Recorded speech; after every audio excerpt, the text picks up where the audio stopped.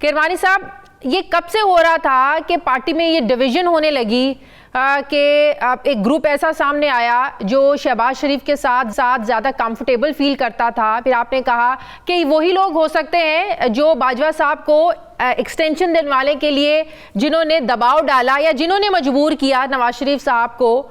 ये कब से ये डिवीजन पार्टी में होने लगी और नतीजा ये निकला कि जो हारे उनको कहा जाने लगा कि नवाज शरीफ का ग्रुप था जिसको हरवा दिया गया, और जो जीते वो आज असेंबली में बैठे हुए हैं क्योंकि वो शहबाज शरीफ के करीबी हैं।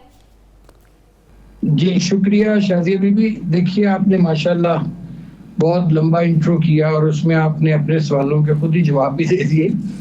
बहरहाल देखिए, गुजारिश ये है कि हमारा जो बयानिया था बुनियादी तौर पर, मैं बारहा ये कह चुका हूँ, जाहिर आपने पूछा, मुझे दोबारा अर्ज करना पड़ रहा है, वो था वोट को इज्जत दूं। और फिर नवाज शरीफ साहब तो उस बयानिए पर खड़े रहे, आप भी जानते हैं, सब जानते हैं। लेकिन फिर जाहिर है पार्टी में कुछ लोग ऐसे थे जो जाहिर है मियां साहब को ये कन्विंस करने में कामयाब हुए कि जी हमें जरा थोड़ा सॉफ्ट होना चाहिए। और फिर जो वोट को इज्जत दो का बयानिया था, और उस वक्त देखिए कि नवाज शरीफ साहब का और पार्टी का ग्राफ कहाँ था, कितना ऊंचा था। लेकिन जब फिर वो वोट को इज्जत दो का बयानिया जो सा था, जब वोट को एक्सटेंशन के दे दी, तो उसके बाद तो वो बयानिया हमारे से हाथ से निकल गया ना, फारिग हो गया वो बयानिया। हाँ। और वो वही नतीजा था फिर जो ये इलेक्शंस में रिफ्लेक्ट हुआ, जिसकी वजह से सिंपल मेजॉरिटी या कंफर्टेबल मेजॉरिटी ना मिली, और जिस वजह से मियां साहब ने फिर फैसला किया, क्योंकि उनको मखलूत हुकूमत का ना कोई तजर्बा है ना वो मखलूत। मतलब क्या आप कह रहे हैं कि वोट को इज्जत दो का बयानिया उसी दिन मर गया था जिस दिन बाजवा साहब के एक्सटेंशन के लिए कन्विंस किया गया नवाज शरीफ साहब को, नून लीग ने उसमें अपना हिस्सा डाला, उसी दिन मर गया था वो बयानिया? अच्छा नहीं है, मर गया लफ्ज तो मुनासिब नहीं है। मैं ये कह सकता हूँ कि उस दिन हमारे हाथ से निकल गया बयानिया, मतलब उसकी अफादियत जो सी थी वो खत्म हो गई। सही। तो उसका जाहिर है फिर जो फॉल बैक आना था वो आया। और फिर खुसूसन जो चूंकि नवाज शरीफ साहब तो जब पीडीएम की गवर्नमेंट आई और एक आईनी तरीके से आई वोट ऑफ नो कॉन्फिडेंस के जरिए, तो मियां साहब तो उस वक्त भी इलेक्शन में जाना चाहते थे। और अगर उस वक्त भी वो लोग मियां साहब की बात को तस्लीम कर लेते, तो मैं समझता हूँ आज कंफर्टेबल मेजॉरिटी के साथ। कौन लोग तस्लीम कर लेते किरमानी साहब? यही लोग जो वोट को इज्जत दो के बयानिए से जिन्होंने दस्तबरदार कराया, जो लोग लंदन जाते रहे, मैंने कई प्रोग्रामों में अर्ज किया है। अच्छा, तो उनमें शहबाज शरीफ साहब भी शामिल होंगे, जाहिर है वो भी लंदन जाते रहे, वो तो लीड करते रहे। आपको देखिए, आपको सब मालूम है कौन गया कौन नहीं गया। मैं नामों में नहीं मैं बिलीव करता, जो लोग जाते रहे हैं वो मीडिया के रिकॉर्ड पे हैं कि कौन लोग जाते रहे। अच्छा, उसमें गुजारिश ये हुई कि फिर अब आ जाइए, नवाज शरीफ साहब वापस से शरीफ लाते हैं, 21 अक्टूबर को मीनार पाकिस्तान पर जलसा करते हैं। उसके बाद आप देखिए कि जिस तवातर से मियां साहब को, नवाज शरीफ साहब को इलेक्शन कैंपेन में जलसे करने चाहिए थे, उस तवातर से उन्होंने नहीं किए और महदूद जलसे किए, चंद जलसे किए।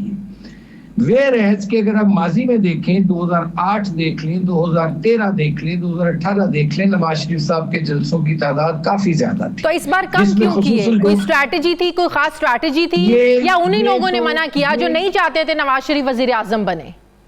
ये सवाल जो सा है, इसकी मैं भी जवाब की तलाश में हूँ। अच्छा। और इसके जिम्मेदार वो लोग हैं जिन्होंने मियां साहब की इलेक्शन कैंपेन को मैनेज किया है, जो उनके कैंपेन मैनेजर्स थे। चूंकि मैं तो इस इलेक्शन में उनका कैंपेन मैनेजर नहीं था, मैं तो उस वक्त का हिसाब दे सकता हूँ जब मैं उनकी इलेक्शन कैंपेन मैनेज किया करता था। तो एक तो ये हुआ कि चूंकि देखिए हमारा नारा था पाकिस्तान को नवाज दो, और उसमें वोट बैंक तो नवाज शरीफ का है, बाकी तो पार्टी में जितने लोग, लेकिन वो तो उल्टा हो गया, पाकिस्तान को नवाज दो की जगह शहबाज दो चला गया। सुन तो लीजिए ना, मेरी गुजारिश तो मुझे मुकम्मल कर लेने दें। तो वो जो नवाज शरीफ का वोट बैंक है, वो तो नवाज शरीफ से बिलोंग करता है, बाकी तो सब लोग तो फैली हैं उस वोट बैंक के, कोई भी हो। अच्छा, एक तो ये हुआ कि वो लोगों को मायूसी हुई, क्यों कि जब आपको सिंपल मेजॉरिटी भी ना मिली, ठीक है, उस पर जो नवाज शरीफ का वोट बैंक था, वोटर थे, सपोर्टर थे, चाहने वाले थे, तो उनको मायूसी हुई। नंबर 2 कि मैं समझता हूँ कि और भी जो दीगर अवामिल थे उसमें ये भी एक बहुत बड़ा फैक्टर था कि आपका जो पार्टी का मंशूर था वो बहुत लेट आया। यानी एक तो मियां साहब के जलसे, क्योंकि लोग देखे नवाज शरीफ साहब को सुनना और देखना चाहते थे, वो ना हो सका, मंशूर लेट आया।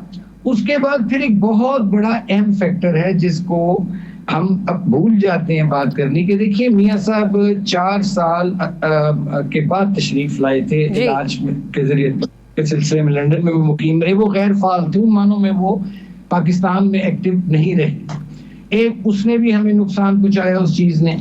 उसके बाद फिर मियां साहब जब तशरीफ ले आए तो जो हमारे कुछ उम्मीदवार भी थे, यानी मियां साहब का तो हमेशा ये रिकॉर्ड है कि वो तमाम उम्मीदवार, जब तक मैं कैंपेन उनकी मैनेज करता था, कि हर हल्के से हमें दावत आती थी कि हमें आके खिताब करें नवाज शरीफ साहब, और हम जाते थे। सही। और अब 2013 में देखिए कि मियां साहब के लातादाद जलसे हुए, जहाँ जहाँ गए, पूरे पाकिस्तान में गए। इस दफा तो देखे ना, एक टाइम था जब PMLN नवाज शरीफ साहब की क़यादत में 2/3 मेजोरिटी के साथ हुकूमत बनाती थी, वफाक में भी और चारों सूबों में भी रही हमारी हुकूमतें। ठीक है। अच्छा, अब एक ये वजह थी। दूसरी एक सबसे इंपॉर्टेंट मैं समझता हूँ जो वजह थी कि देखिए जो आपका इस वक्त यूथ है ना, और खुसूसन जो पढ़ा लिखा यूथ है, वो अब रिवायती सियासत और रिवायती सियासतदानों से वो अब उनकी बातों में नहीं आ रहा।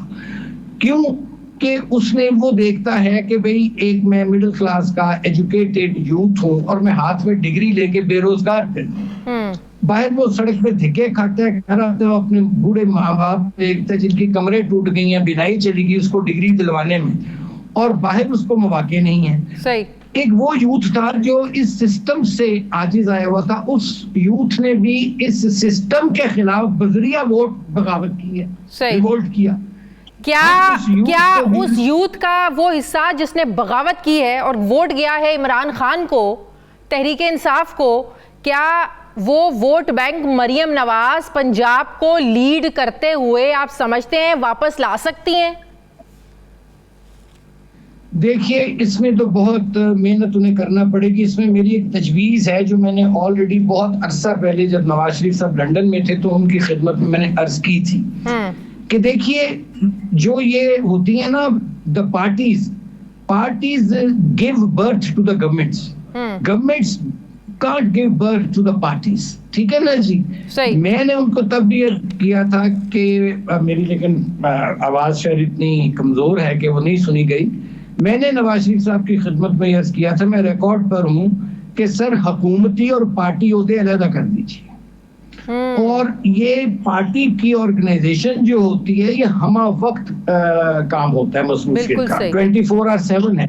ये नहीं हो सकता कि आप वजारतों के मजे भी लूटें और उसके बाद आपके वक्त भी न रहे और पार्टी के कोते भी रखें। अब मियां साहब के सामने अगर वो चाहते हैं कि पार्टी को दोबारा, जो मुस्लिम लीग नून की नवाज शरीफ की अजमत रफ्तार थी या है, उसको रिवाइव करने का मेरी नजर में अब ये हल है कि जो गवर्नमेंट फंक्शनरीज हैं वो अपना हुकूमत का काम संभालें और पार्टी के होते जो हमसे हैं वो। ठीक है, आखिरी दो सवाल किरमानी साहब, जिन लोगों के बारे में आप ये कह रहे हैं कि कुछ लोग नहीं देखना चाहते थे कि नवाज शरीफ वजीर आजम बने, क्या वही लोग आज जीत कर या जिन्हें जितवाया गया, जो बात PTI करती है, वो खुद आज बैठे हुए हैं असम्बलियों में, जो नहीं चाहते थे कि नवाज शरीफ वजीर आजम बने, वो खुद बैठे हुए हैं असम्बलियों में? हो सकता है कुछ बैठे हो, कुछ बाहर हो गए, मतलब दोनों सूरतों में मुमकिन है जी। ठीक है, ये वजारत दाखिला और वजारत खजाना, ये नून लीग से बाहर लोगों को ये 2 वजारतें देना, ये मुल्क की मजबूरी थी या पार्टी की मजबूरी थी? मुल्क को ऐसे लोग चाहिए थे या पार्टी की मजबूरी बन चुकी थी?